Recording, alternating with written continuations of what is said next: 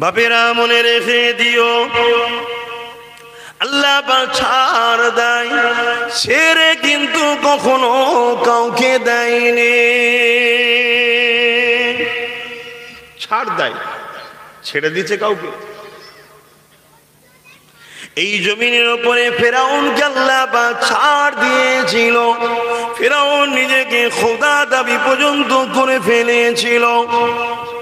এই জমিনের উপরে নমরুদকে আল্লাহ পাক ছাড় দিয়েছিল, কিন্তু আমার আল্লাহ পাক তাদেরকে ছেড়ে দেয়নি। আজ তারা কোথায় সেই সাম্রাজ্যবাদীরা? আজ তারা কোথায় সেই পৃথিবীর রাজত্ব যারা চালিয়েছিল? কেউ আজকে তারা সাড়া দিতে পারেনি। এ যুবকেরা, তরুণেরা, বাপেরা, এই যৌবন চিরস্থায়ী থাকবে না, এই গরম চিরস্থায়ী থাকবে না, এই অর্থ চিরস্থায়ী থাকবে না, এই কারবার চিরস্থায়ী থাকবে না, এই চোখের জ্যোতি চিরস্থায়ী তেজ থাকবে না, এই কানের শোনার ক্ষমতা চিরস্থায়ী তেজ থাকবে না, এই হাতের ক্ষমতা চিরস্থায়ী থাকবে না। মনে রেখে দেবেন, একদিন একদিন আল্লাহর পক্ষ থেকে ডাক এসে যাবে। পৃথিবীর সমস্ত শক্তি দিয়েও তোমাকে রুকে কেউ রাখতে পারবে না।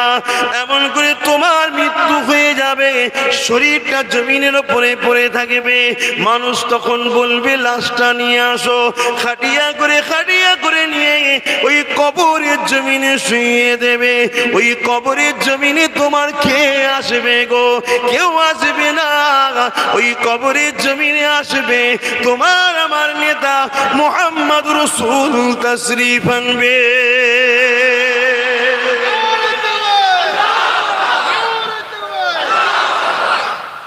গল্প বললাম, বুখারী মুসলিমের হাদিস।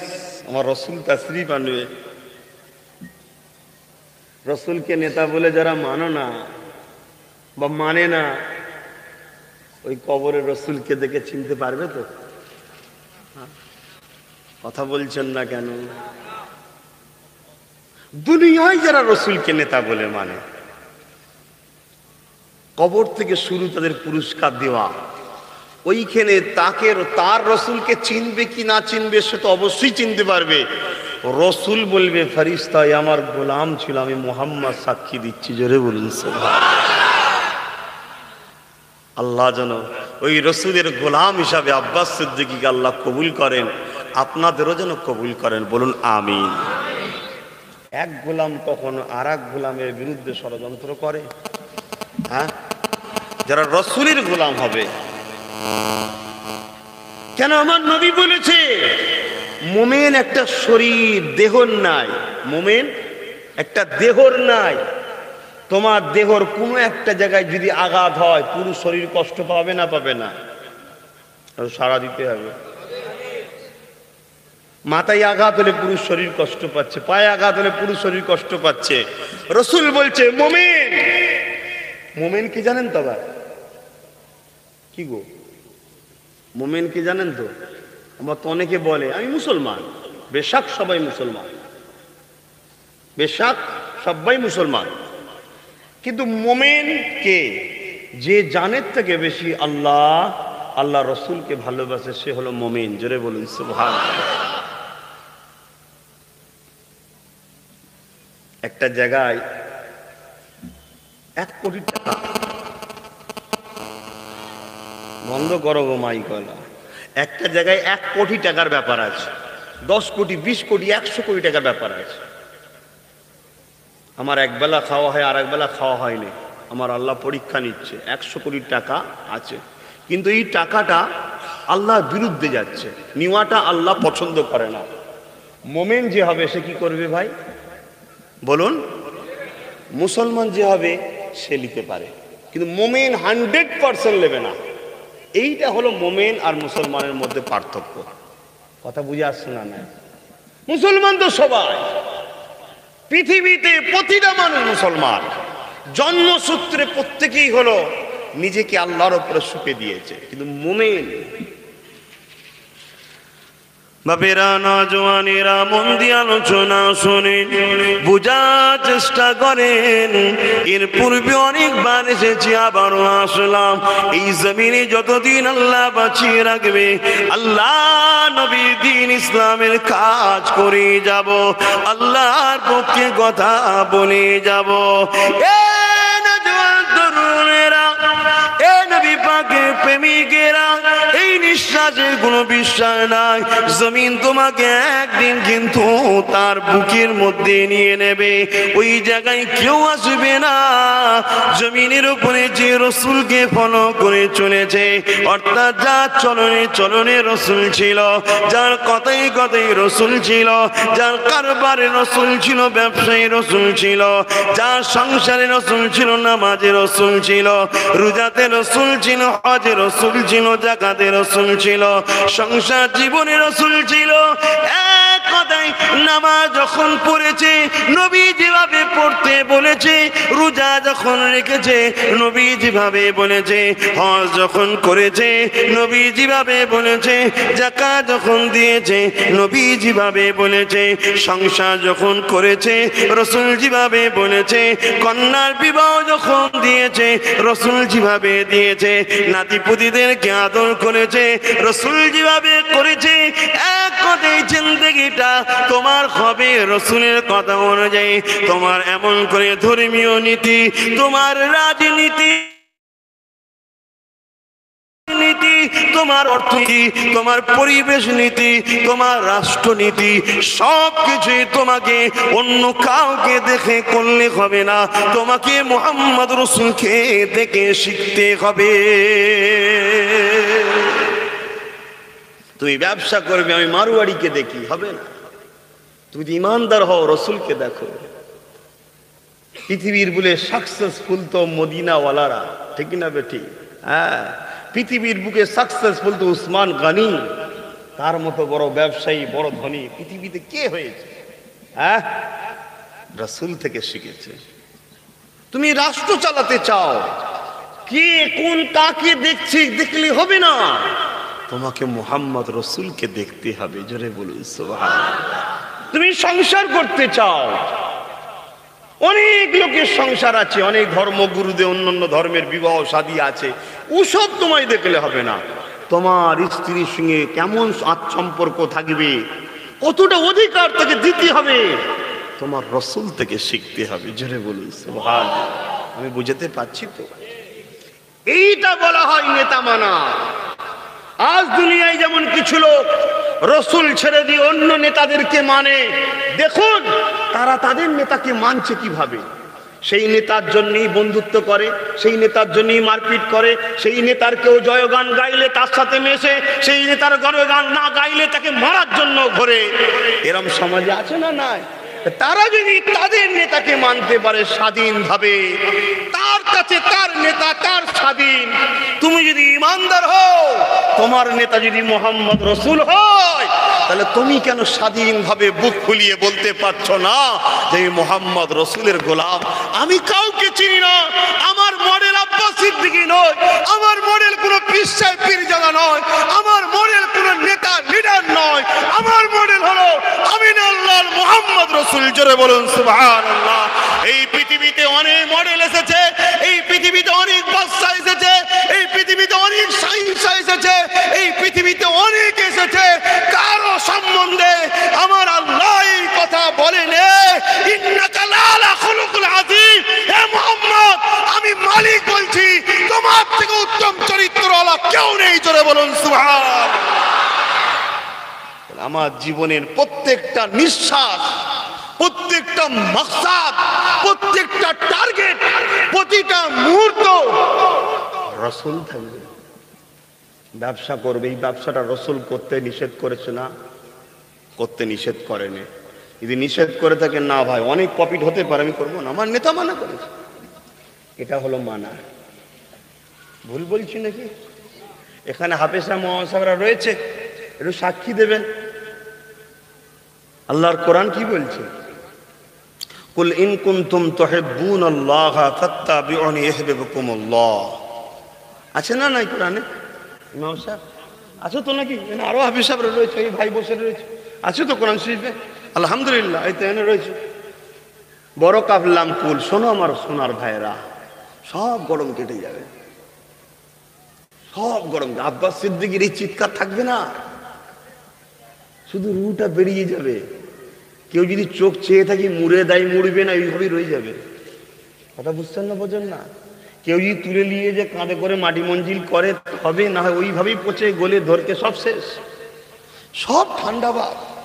তবে হ্যাঁ, তুমি ক্যালকুলেশন করো, আব্বাস সিদ্দিকীর লক্ষ মসজিদ বাঁচানো না ভাঙা, আব্বাস সিদ্দিকীর লক্ষ মাদ্রাসা বাঁচানো না ভাঙা, আব্বাস সিদ্দিকীর লক্ষ রসুলের দিনে মদ হারাম, মদের পক্ষে না বিরুদ্ধে, আব্বাস সিদ্দিকীর লক্ষ্য রসুলের দিনে সুদ হারাম, সুদের পক্ষে না বিরুদ্ধে, আব্বাস সিদ্দিকীর লক্ষ্য নারী দেহ ব্যবসা করা হারাম হারাম হারাম, আব্বাস সিদ্দিকী তার পক্ষে না বিরুদ্ধে। তুমি দেখো, যদি মনে হয় বিরুদ্ধে, তো আব্বাস সিদ্দিকী তো রসুলের পক্ষে কথা বলছে।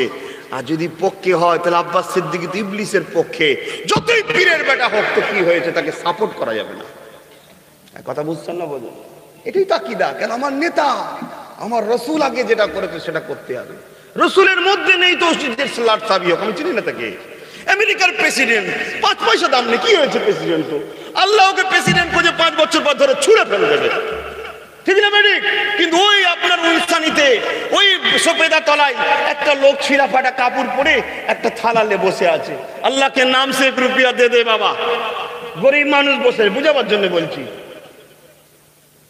ওর জানের থেকে বেশি আল্লাহকে ভালোবাসে, নবীকে ভালোবাসে। হাই রে হাই রে হাই রে, ইমান তো মুমিন থেকেই বলে। তার কাছে ওই সফেদা তালায় গরিবটার মর্যাদা আমেরিকার প্রেসিডেন্টের থেকে অনেক বেশি। এই হলো ইমানদার, জোরে বলুন।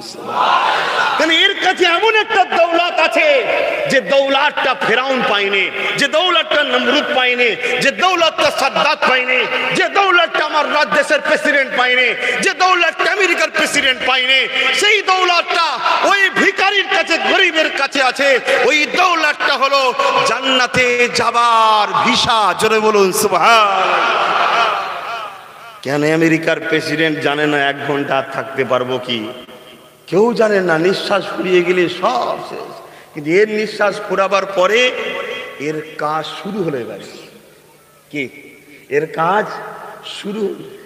মোমেনের তো শুরু হয় কবর থেকে, কবর পর্যন্ত মোমেনকে একটুখানি আল্লাহ বাজায়, পরীক্ষা করে। আমরাও তো অনেক কিছু কেনার সময় বাজাই, উল্টে টুলটে শাড়ি কিনবে, খুলে টুলি আর করে কাপড় কিনে দেখছে কাটাকুটি আছে কিনা, কি গো করে না করে, একটু বাজাই ভালো দেখে না। আমি লোবো না, আমি লোবো, তাকে দেখবো না, চেক করবো না। একটা বাজারে গেলাম, একটা মাটির কলসি কিনলাম। আর এই গরমের সময় আসছে, মাটির কলসির পানি ফ্রেশ ঠান্ডা পানি, এবং যদি ময়লা থাকে ওটা তলাতে টেনে নেয়। আল্লাহর কি কুদরত দেখুন। পৃথিবীতে সোনার কলসি আনুক আর হীরের কলসি আনুক, মাটির কলসির কাছে কিছুই নাই। কি ফ্রিজের পানি হার মেনে যাবে? ফ্রিজের পানি খেলে 2 দিন পরে জাম হয়ে যাবে, বলবে করোনা হয়ে গেছে, ফেলে দিকে যা। কি কিন্তু মাটির কলসি দেখুন, কি সুন্দর, না ঠান্ডা লাগবে আর না গরম, আর না তাতে কোনো রকম ফিল্টার টিল্টারের দরকার আছে। ফিল্টারে তবুও পয়জন বেরিয়ে যায়, তো মাটির কলসিতে বেরিয়ে আল্লাহর কুদরত। তো মাটির কলসিটা কেনার সময় কি করেন ভাই? ঠুকাতে ঠুকাতে দেখে, ওপর টোপর ঘুরিয়ে ফুদিয়ে কি ভালো করে দেখে না। আবার এখন তো সব প্লাস্টিকে সব চেয়ার বেরিয়েছে, কি জোরে চিল্লে দাম করে মেরে দিল মাটিতে, দেখুন ভাই কিছু হয়নি, তারপরে বিক্রি করছে। কত রকম চেষ্টা। আর আমিও কেনার আগে দেখে নিচ্ছি, ওর উপরে লাফাইয়ে দেখিয়ে লাথি মেরে ঘুষি মেরে ভালো তারে টাইট করে দেখে নিচ্ছি। কেন? আমি লোভো। আমার আল্লাহ আমাদের ঘরে যখন নেবে, একটু বাঁচিয়ে নেবে না? হ্যাঁ, 2 বেলা খেত দেয় না, দেখি তো কি বলে। মসজিদের জন্য কথা বলতে গেছে, ধরে জেলে পড়ে দিয়েছে, দেখি তো কি বলে। এই নবীর খানদানের ছিল নরের তকবীর, আল্লাহ আকবার, আব্বাস সিদ্দিকী জিন্দাবাদ। আর কেউ ভিডিও তুলে রেখেছিল, আব্বাস সিদ্দিকী জিন্দাবাদ, দাঁড়া তোকে এই কাজ বন্ধ, লে খেতে পাইনি বেচারি। কথা বুঝছেন না, বোঝেন না? এ সব পরীক্ষা আল্লাহ নেবে না, নেবে না। আহারে, পরীক্ষা তো আমার আল্লাহ ইব্রাহিম আলাইহিস সালামকে নিয়েছে, আমার নবীকে নিয়েছে, তোমাকে আমাকে নেবে না? কি গো, হ্যাঁ, গাঁটের পয়সা খরচ করি আর করি, জমি কিনলাম দাদা হুজুরের নামে, নলেজ সিটি করবো। কত ঝড়, কত ঝাপটা, এই সমস্যা ওই সমস্যা, মনের মধ্যে কষ্ট হচ্ছে না হয়নি? হ্যাঁ, কি গো, কষ্ট হচ্ছে না হয়নি? কিন্তু যখনই মন ডিপ ঢোকে, ডিপ, তখনই অমনি বলে, এই খুব সাবধান, তোর পাল্লাই পড়লে আমায় জাহান্নামে যেতে হবে। মনকে বলতে হয়, তোর পাল্লাই পড়লে আমায় জাহান্নামে যেতে হবে। আল্লাহ যেটা চাই সেটা হবে। কথা বুঝাচ্ছ না? নাই, যদি আমার আল্লাহ বলে তোকে দেবো না, করতে পারবো না, তোকে এতদিন পরে দেবো, ততদিনই পরও হবে, আগেও হবে না, পরেও হবে না। পৃথিবী সবাই এক হয়ে গেল, আল্লাহ যদি বলে এতদিন পরে দেবো, তোকে রুখতে পারবেও না। এটাই তো পরীক্ষা, যে বান্দা আমার ফাইসাল্লার উপরে রাজি কিনা।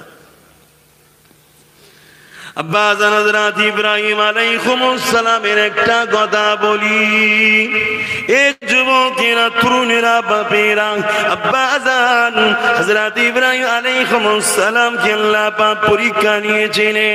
কি পরীক্ষা নিয়েছিলেন? দুনিয়ায় সংসার জীবন হয়ে গেছে 60 বছরের বেশি, একটা আল্লাহ সন্তান দেয়নি। কোটি কোটি টাকা, এমন দুনিয়ায় লোক আছে একটাও ছেলে নেই, ভ্যান চালিয়ে খায়, 7-8টা ছেলে আছে না? না, ডাক্তার দেখি, হাত দেখি, হেপিয়ে গেছে, লাখ লাখ টাকা খরচ, এখানে পরীক্ষা, ওখানে পরীক্ষা, চেন্নাই, ফ্রান্সে, লন্ডনে, ছেলেই হচ্ছে না। এ আছে না? না, পরীক্ষা। আবার অপর দিকে দেখুন, বেচারি ভ্যান চালিয়ে খায়, 200-300 টাকা ইনকাম, 5টা 6টা 7টা ছেলে। ওকে পরীক্ষা হচ্ছে ছেলে দিয়ে কে না দিয়ে।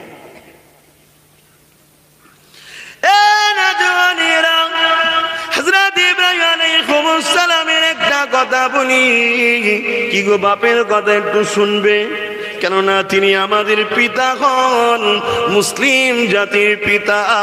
হযরত ইব্রাহিম আলাইহিস সালাম এমন করে আল্লাহর কাছে কিন্তু কাঁদা ছাড়েনি। ওগো আমার আল্লাহ, আপনি তো বলেছেন বান্দা আমার কাছে চা, লা তাকনাতু মির রাহমাতিল্লাহ। আল্লাহ, আপনার রহমত থেকে আমি নিরাশ কেন হয়ে যাব? আল্লাহ, আপনার কাছে আমি চাই, কিছু যদি না থাকার পরও দুনিয়ায় মানুষ করতে পারে, আমার আল্লাহ আপনি তো সবই পারে। এমন করে 90-এর কোটা পার হয়ে যাবার পরে আল্লাহ পায় একটা সন্তান দিলে, ওই সন্তানটা হলো হযরত ইসমাঈল আলাইহিস সালাম। আর সন্তান তো সন্তান, এত সুন্দর দেখতে, যে বাচ্চাটাকে দেখলে সবারই মায়া লাগবে, সবারই আদর করতে ইচ্ছা করবে, কেননা জান্নাতি সন্তান। এ যুবকেরা, তরুণেরা, বাপেরা, এই সন্তানটা আবার নবীও হবে দুনিয়ায়। আল্লাহ পাক ইসমাঈল আলাইহিস সালামকে দিলে, বলুন তো দেখি, 1, 2, 3, 4 বছর চেষ্টার পরে যদি একটা বাচ্চা হয়, ওই বাচ্চাটাকে বাপ মা কতটা না সতর্ক রাখবে, ভালোবাসবে। বাচ্চা হতে না হতে, কয়েকদিন যেতে না যেতে আমার আল্লাহ পাক পরীক্ষা শুরু করে দিল। ও ইব্রাহিম, যাও, তোমার বাচ্চার স্ত্রীকে ওই মরুভূমি, যেখানে এখন মক্কা বলি, ওই জায়গায় তখন ঘরও ছিল না, বাড়িও ছিল না, গাছও ছিল না, মরুভূমির ফাঁকা জায়গা, ওই জায়গাতে তোমার বাচ্চার স্ত্রীকে রেখে দাও। এখন যা দেখছেন, তখন একটা ঘর ছিল না, 100 মাইল এলাকায় কোনো বাড়ি ঘর, পানি কিচ্ছু ছিল না, পাহাড় আর বালি। যাও, কি গো, পারবেন তো? যদি না পারো বাপ, কিচ্ছু রেহাই নেই। এটাই তো পরীক্ষা, স্ত্রী আগে, বাচ্চা আগে, আল্লাহ আগে। এটাই ইব্রাহিমের পরীক্ষা হচ্ছে, আমার বাপের, আপনাদের বাপের পরীক্ষা হচ্ছে। আব্বাজান কি করেছিলেন? স্ত্রীকে সাথে করে নিয়ে, বাচ্চাকে সাথে করে নিয়ে, চাঁদের মতো দেখতে, আহা, ফুটফুটে বাচ্চা, জান্নাতি বাচ্চা নিয়ে গিয়ে আর ওই মরুভূমিতে দাঁড় করিয়েছে, যেখানে তোমায় বাচ্চাকে নিয়ে থাকতে হবে। আম্মা হাজেরা কি বলছে, যে আপনি এখানে আমায় রেখে যাচ্ছেন, এখানে না পানি আছে, না এলাকায় ঘর আছে, রোদে তাপ, মরুভূমি, বাচ্চাকে নিয়ে কি করবো? তবে একটা কথা জিজ্ঞেস করি স্বামী, এটা আপনার ইচ্ছা না আল্লাহর হুকুম? আহা, এই না তরুণেরা, এখন স্বামী তার স্ত্রীকে ফজর বেলায় রোজ করে ওঠো নামাজ পড়তে হবে, ওই স্ত্রী সংসার করবে না, ছেড়ে দিয়ে পালিয়ে যাবে। পালানো তো দূরের কথা, পৃথিবীর জমিনে এখন যদি কোনো স্ত্রী প্রতিদিন স্বামীকেও তোলে, ওই স্বামীও কোনোদিন তার স্ত্রীকে আর ভালো নজরে দেখবে না। কি বললাম? ওর বেলায় তো খুব বললেন ঠিকই, আর এইটার বেলায় এই ওয়াজ ভাল লাগছিল না, থাক তাহলে দোয়া কর দি। কি ওয়াজ শুনবে? এখান থেকে বেরিয়ে গিয়ে হয়তো গাল দেবে অনেকে। আরে বাবা তুই শোন না আমার কথা, তুই শোন না ইতিহাস। হ্যাঁ,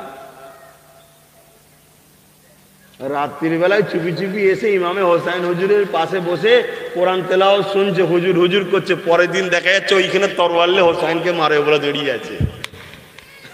সেই দিনের মুসলমান যদি এমন হয়, তাহলে আজকে তো দুনিয়া আরো শেষের দিকে। আজকে কত ডেঞ্জারাস বুঝতে পারছেন? কিসের জন্য ভাই? এজিদ বলেছিল অমুক এলাকার গভর্নর কর্তব্যকে হোসাইনের বিরুদ্ধে লড়াই করতে হবে, 25,000 সৈন্য চলে গেছে সারা রাত ধরে। তার আগের দিনে তার ভাই বুঝিয়েছে, নবীর খানদান রে, মরে যাবি তুই, গভর্নরের গভর্নমেন্টে বসবি আর মরে গেলে তোকে জাহান্নাম, ওদের সঙ্গে লাগিস নি, ওরা নবীর খানদান।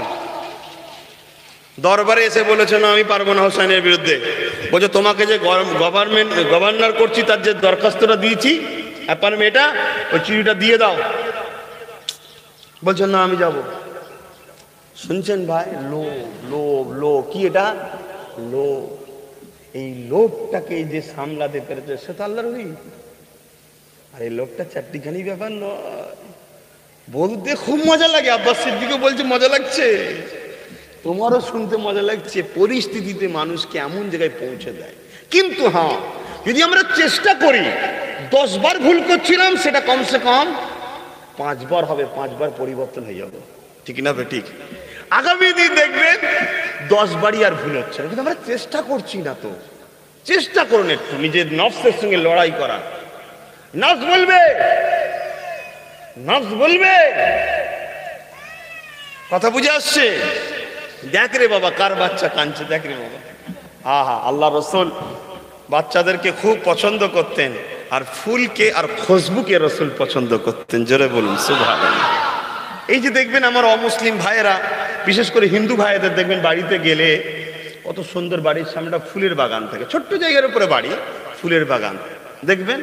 অ্যাকচুয়ালি কিন্তু এই সিস্টেমটা আমার রসুল পছন্দ করেছেন। জোরে বলুন সুবহানাল্লাহ। ফুলকে রসুল, কিন্তু আমরা আজকাল ছেড়ে দিয়েছি। দেখুন তারা আজকে কত সুন্দর তার বাগ বাগিচা তৈরি করছে, আর আমরা কি করেছি? ঘর, বাপরে বাপ, 10 কোটি টাকাতে ঘর করেছে, বাথরুমে ঢুকে দেখছে পুরো দিয়ালমাই তেরঙ্গার টিক। হেসো না, বাস্তব তো নাকি? হ্যাঁ, বাস্তব তো নাকি? আর ইসলাম কি বলছে? পরিষ্কার পরিচ্ছন্ন ইমানের একটা অঙ্গ। ইমানের তো অনেক শাখা আছে, এই পরিষ্কার পরিচ্ছন্ন এটাও একটা শাখা ইমানের। কিন্তু আমরা কি করছি দেখে এগোচ্ছি। ভাই আমার রাখো না বাবা, দুনিয়াদারি ছেড়ে দাও। নিঃশ্বাস ফুরিয়ে গেলে কেউ চিনবে না, কেউ চিনবে না। বাপেরা আপন বলে কেউ নাই, আপন ওরা একমাত্র আল্লাহ, আল্লাহ রসুল, যে মরণের পর থেকে তোমাকে আপন করে নেবে। এই যুবকেরা, হযরত ইব্রাহিম আলাইহিস সালামের কথা বলছিলাম, আম্মারাও শুনে রেখে দেন। ওই সময় আম্মা হাজেরা বলেছিলেন, হে আমার প্রাণের স্বামী, এখানে যে আপনি রেখে যাচ্ছেন এটা আপনার ইচ্ছা না আল্লাহ পাকের হুকুম? ইব্রাহিম সাল্লাল্লাহু বলেছিলেন, হে আমার প্রাণের স্ত্রী, এটা আমার আল্লাহ পাকের হুকুম। ওই সময় আম্মা হাজেরা কি বলেছিলেন? অবশ্যই আল্লাহ পাক হলেন হিকমতওয়ালা, তিনি কোনো জিনিস বেকার করেননি, অবশ্যই কোনো হিকমত আছে। তবে শুনে রেখে যান, আপনার থেকেও অনেক বেশি আপন বন্ধু, অভিভাবক, সেটা হলো আমার আল্লাহ। আপনার থেকে অনেক বেশি সাহারা, অনেক বেশি আপন, অনেক বেশি বন্ধু আল্লাহ। আল্লাহ মোমেনদের বন্ধু হয়, শুনে রেখে দাও। আবার এই কথাটা বললে সমস্যা নেই তো? কোরআন বলছে রে বাবা আল্লাহ মুমিনদের বন্ধু হয়, শুনছেন তো? কিন্তু বন্ধু শব্দটা এত খারাপ জায়গায় ব্যবহার হয়ে গেছে, ওই কথাটা বললেই সমস্যা হয়। যেমন আজকে আলেম ওলামারা, পীর সাহেব পীরজাদারা যখন কোনো দেশ বা রাজনীতির বিষয়ে কোনো কথা বলে, হুজুর বলবি কেন? আর এটা ইসলাম এবং কোরআন সুন্নাহর একটা অধ্যায়। নামাজ যেমন একটা সাবজেক্ট, রোজা যেমন একটা সাবজেক্ট, হজ যেমন একটা সাবজেক্ট, যাকাত যেমন একটা সাবজেক্ট, ঠিক তেমনই ইসলামে রাষ্ট্রপ্রেম এবং রাষ্ট্র পরিচালনা করা এটাও একটা অধ্যায়। কথা বুঝাতে পারছি? কিন্তু দুঃখের বিষয় আজ আমাদের উলামাগুলোকেও দেখছি যে শুধু ফজিলাতের রজ করছে, ফজিলাত এই হবে এই হবে, কখনো অন্যায়ের প্রতিরোধ করছে না।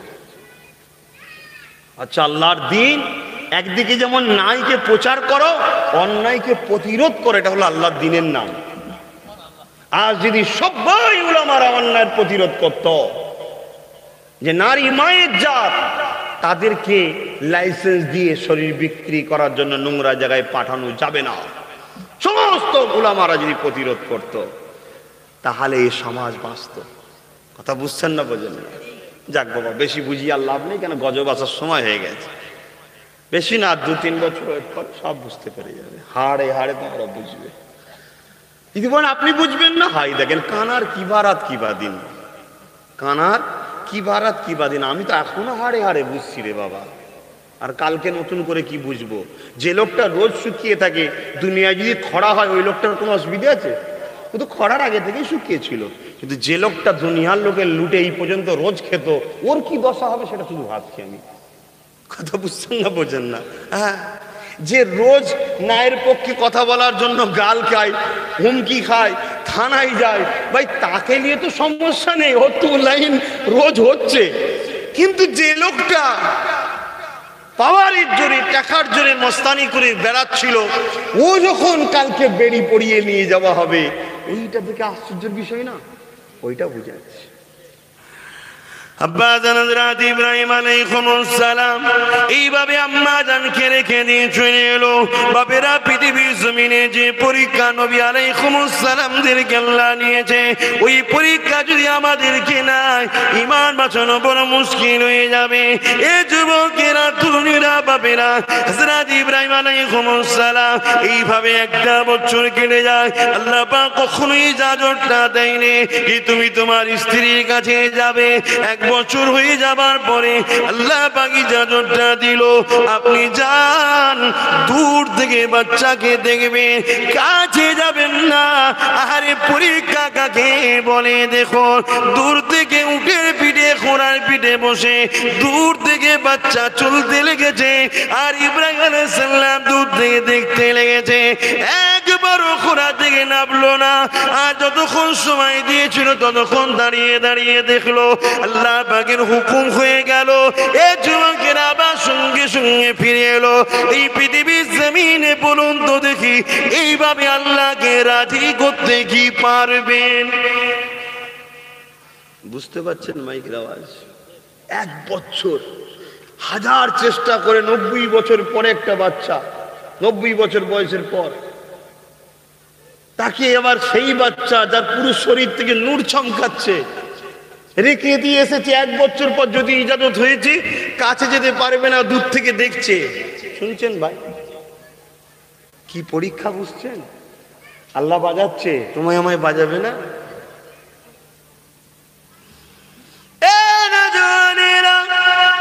এইভাবে অনেকবার রয়েছে, আমি যেটা এখন মন জায়গাতে চলে আসি।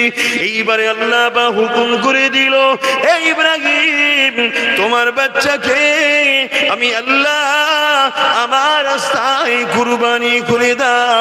এমন সময় ইসমাইল আলাইহিস সালামকে সাজিয়ে গুজিয়ে নিয়ে আম্মা হাজেরার কাছ থেকে বিদায় নিয়ে চলে যেতে লেগেছে। এমন করে ইবলিস শয়তান চলে এলো, আম্মা হাজেরাকে ধোঁকা দিতে লাগলো। এ হাজেরা রে, তুমি কি জানো তোমার বাচ্চাকে কোথায় নিয়ে যেতে লেগেছে? ওই সময় বলছে না জানি না, তোমার বাচ্চাকে ইব্রাহিম জবা করতে নিয়ে যেতে লেগেছে। আম্মা হাজেরা বলেছিল বাপ কখনো ছেলেকে কি জবাই করে? এ হাজেরা রে, তোমার ইব্রাহিম এটা আল্লাহর পক্ষ থেকে হুকুম। ওই সময় মা, তো মা দেখুন কেমন মা, মা কি বলেছিল? এই ইবলিস রেখে দে, তোকে আমি চিনতে পেরে গেছি, ধোঁকা দিতে এসেছি। দুনিয়ায় অনেক বাচ্চা আছে, দুনিয়ায় অনেক মা আছে, কারো বাচ্চাকে আল্লাহ চাই না। আমি হাজেরা বড় সৌভাগ্যবতী নারী যে আমার গর্ভের বাচ্চাটা আল্লাহ পছন্দ করেছে। একটা নয়, হাজারটা ইসমাইলকেও আল্লাহর জন্য কুরবানি করতে রাজি আছি।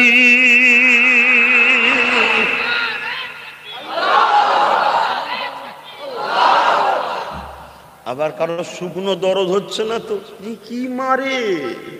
হ্যাঁ, আরে আল্লাহ থেকে আপন কেউ আছে? হ্যাঁ, আমার দিকে দেখছেন তো না এই দিকে দেখছেন? শুকরিয়া আদায় করো যে ওটা তুমি নয়। পারে আল্লাহ, পারে। বহু ছেলে এসছে এরকম করছে, কি হয়েছিল? বলছে আপনার বিষয়ে কি বলেছিল, তারপর থেকে ঢিলে হয়ে গেছে। জন ছেলে কি বলেছিল সে তো খেয়াল আউট, ফিউজ আউট, বলতে পারছে না। একটু বল না শুনি কি বলেছিলিস? না হুজুর মাফ করে দেন, না হুজুর মাফ করে দেন। আমাদের কাজ বা মাফই করে দেওয়া, কিন্তু আমি এখান থেকে মাফ করবো, ডাইরেক্ট তোমার কাছে যাবে না। এখান থেকে দোয়া করবে, ডাইরেক্ট তোমার কাছে যাবে না। এটা আল্লাহর আরশে যায়, ওখান থেকে সিলেক্টেড হয় মাফ হওয়ার উপযুক্ত, দোয়া পাওয়ার উপযুক্ত কি উপযুক্ত নয়, সিলেক্টেড ওখান থেকে হয়। এটা আব্বাস সিদ্দিকীর হাতে নাই। আমি তো বলবো মাফ করে দিলাম, কেন মাফ না করলে আল্লাহ আবার আমার ওপর নারাজ হবে। কেন আল্লাহর সৃষ্টি তো, আল্লাহর সৃষ্টি বিপদে পড়লে তাকে আশ্রয় দিতে হয় না, হয় না? তা বিপদে পড়েছে, বেচারি মাফ চেয়েছে, মাফ করতেই হবে, আমরা মাফ করে দিই। কিন্তু বাপ তিনি তো জানেন কি হবে, কে? তিনি তো জানেন। অনেকে দেখবেন হজ করতে যাওয়ার আগে সোশ্যাল মিডিয়ায় ছাড়ে, আমি অমোঘ হজ করতে যাচ্ছি, যদি কারো কিছু করে থাকি আর করে থাকি আল্লাহর রাস্তায় মাফ করে দেয়। তো সরকারি মাফ চাওয়া ভাই, হ্যাঁ হবে না। সেই লোকটাকে যেতে হবে, যে বলতে হবে ভাই আপনাকে এই বলে আমি গাল দিয়েছিলাম, বা আপনার এই জায়গাটা আমি মেরে নিয়েছি, বা আপনার এত টাকা আমি ঝেড়েছি, বা আপনার সম্বন্ধে এই মন্তব্য করেছিলাম, আপনি আমাকে আল্লাহর রাস্তায় মাফ করুন। পুরো বলতে হবে।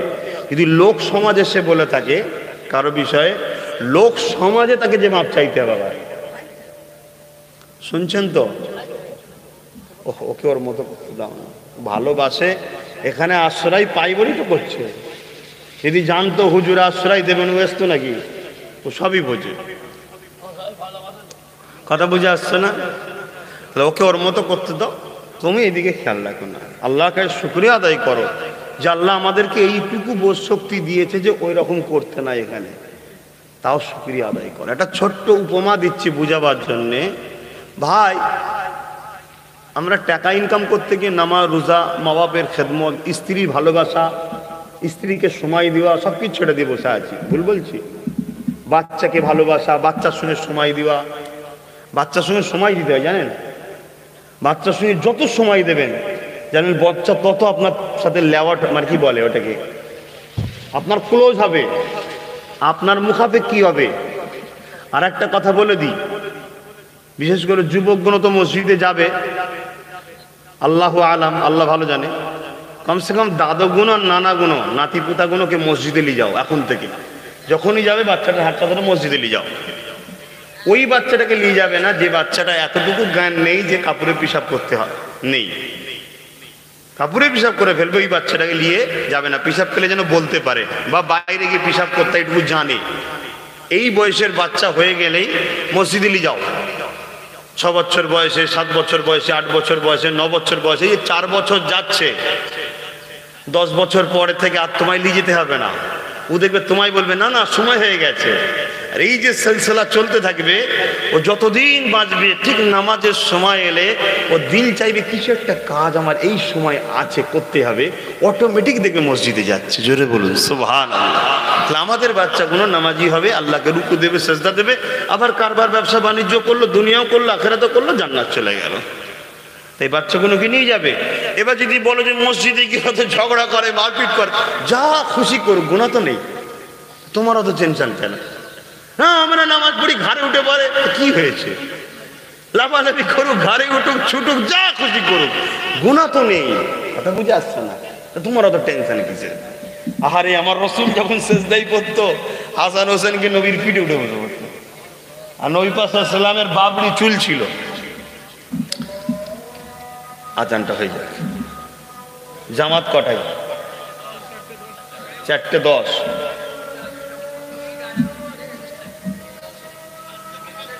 আপনার মহল্লা? আচ্ছা, এখন টেকনোলজির দুনিয়া তো, এখান থেকে এমন লাউড স্পিকার আছে 2 কিলোমিটার 4 কিলোমিটার দূরে চলে যায়। এই জন্য শরিয়াতে এজমা হয়েছে নিজের মহল্লার আজানের জন্য আদবে যে জবাব দিতে হয় সেটা করতে হবে, না হয় মানুষ তো কাজ করতে পারবে না। নামাজের সময় কোনো আজান দিলে কোনো কাজ করতে পারবে না, সব বন্ধ রাখতে হয়। এখন যদি একটা 4 কিলোমিটার এলাকার মধ্যে নানা করে 10টা মসজিদ হয়ে যাবে, কি 10টা মসজিদে দেখা যাচ্ছে 10 টাইম, তাহলে আপনি কাজ করবেন কখন? এই জন্য শরিয়াতে এই এজমা হয়েছে যে নিজের মহল্লা যেটা আছে সেই মহল্লার আজানের আপনাকে দিতে হবে। অর্থাৎ এই মহল্লা যখন আজান হবে তখন বন্ধ রাখবো, আর মাইকগুলো বন্ধ রাখেন। হ্যাঁ, 4:15 নামাজ, আমি 4টে বন্ধ করবো। কথা বুঝে আসছে? তা আমি যে কথা বলছিলাম, কি কথা বলতে গিয়ে যেন চলে গেলাম। হ্যাঁ, রাসূল পাক সাল্লাল্লাহু আলাইহি ওয়াসাল্লামের বাবরি চুল ছিল। ইমামে হাসান হোসেন পিঠে বসে আর নানা চুলকে মজবুত করে ধরতো, ধরে চুপ করে বসে থাকতো। আহা,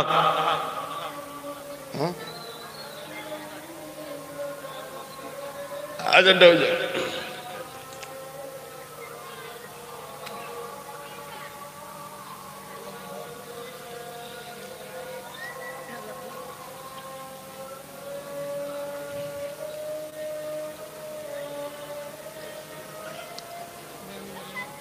জি জি,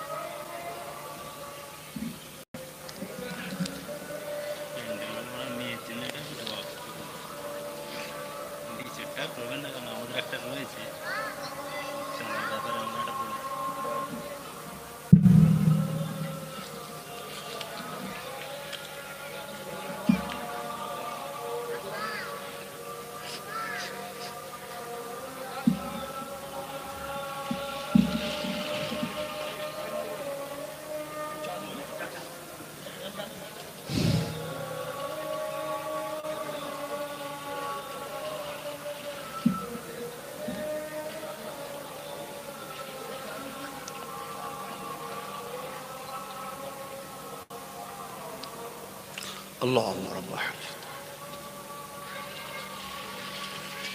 إنك لا تفلح الله। আজানের পরেই দোয়া চাওয়া। রাসূল পাক সাল্লাল্লাহু আলাইহি ওয়াসাল্লাম বলছেন, কিয়ামতের দিন আমি নবী তার শাফাআত করব। জোরে বলুন সুবহানাল্লাহ। আসুন, দোয়া হবে, কারণ নামাজের ব্যাপার আছে, তার আগে একটু সালাত ও সালাম দেব। ইয়া নবী সালাম,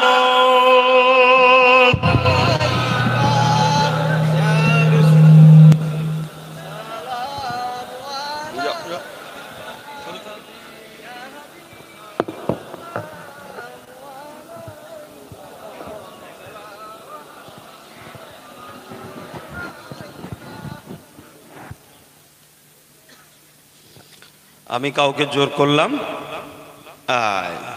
মোস্তাহাব কাজে জোর করতে নাই। আমি ইয়া নবী বললাম, আপনারা সব দাঁড়িয়ে গেলেন, ঠিক না? এটা আমাদের যুগ যুগ ধরে চলে আসছে, আমরা করি। কেউ যদি বসে নবী করার থাকে সে বসে করবে, তার ব্যাপার, কথা বুঝে আসছে। কিন্তু আমার দাঁড়ানোটাকে কেউ যদি বলে ভুল, তাহলে অবশ্যই সে ইসলামের বেখলাফ কাজ করলো। কেন? এটা সুন্নাতে মুআক্কাদাও নয়, ফরজও নয়, আর ওয়াজিবও নয়, এটা মুস্তাহাব এই দাঁড়ানোটা। তবে হ্যাঁ, মিশকাত শরীফ বাবুল আদব কিতাবুল কিয়াম, নবী পাককে সাহাবারা যখন সালাম দিতেন দাঁড়িয়ে গিয়ে সালাম দিতেন। জোরে বলুন সুবহানাল্লাহ।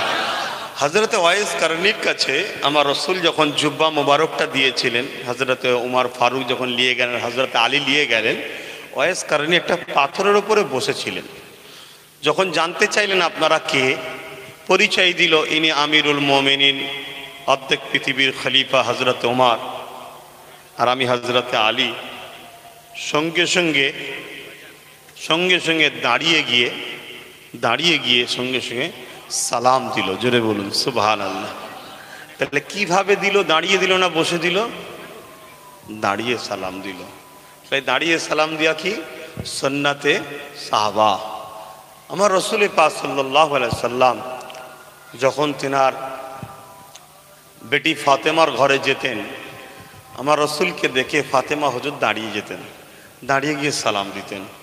এবং যখন হযরতে ফাতেমা হুজুর আমার রসুলের কাছে আসতেন, তখনও রসুল দাঁড়িয়ে গিয়ে সালাম দিয়ে হাতে চুমা দিয়ে পাশে বসতে দিতেন। বলুন সুবহানাল্লাহ। এটা হলো প্রেম, আদব। আমি বলেছি না, দুটো মাটি লাগে, একটা হলো ইমানকে বাঁচাতে গেলে, একটা হলো আদবের মাটি আর প্রেমের আবহাওয়া। কথা মাথায় থাকবে। তা আদব যদি না থাকে, হ্যাঁ, ও এটা মহল্লে হচ্ছে, সেটা বলুন, আমি বন্ধ করে দিচ্ছি।